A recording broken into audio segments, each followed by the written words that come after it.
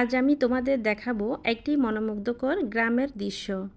দেখো, এখানে আছে একটুখানি নদী, নদীর জলে ভাসছে কিছু শাপলা ফুল, নদীর পাড়ে রয়েছে কলা গাছ আর পাশে ছোট ছোট কিছু কাঁচা ঘর, যেন প্রকৃতির কোলে জেগে থাকা এক টুকরো শান্তি। এই দৃশ্যটি আমি নিজ হাতে এঁকেছি আর এই দৃশ্যটি রঙে রঙে জীবন্ত করে তুলেছি।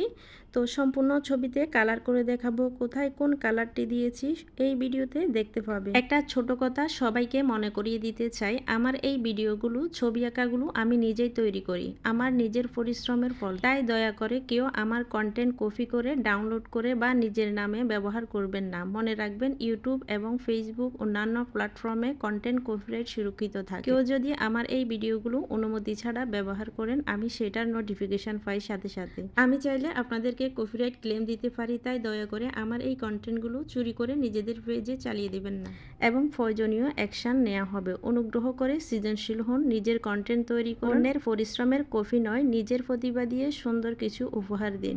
তো শুরুতেই দেখলে আমি দুটি ঘর এঁকে নিয়েছি, এরপর কলা গাছের জন্য ডিজাইন করে নিচ্ছি।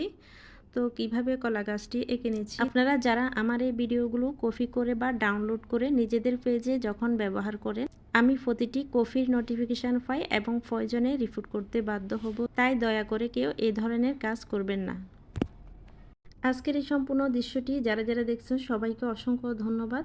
আজকের এই সম্পূর্ণ দৃশ্যটি তোমাদের ভালো লাগলে লাইক, কমেন্ট এবং শেয়ার করতে ভুলবে না। গ্রাম বাংলার সৌন্দর্য, তার নিস্তব্ধ সকাল আর পাখিদের কুঞ্জন, সব মিলিয়ে এটি যেন আমাদের মাটির গল্প বলে।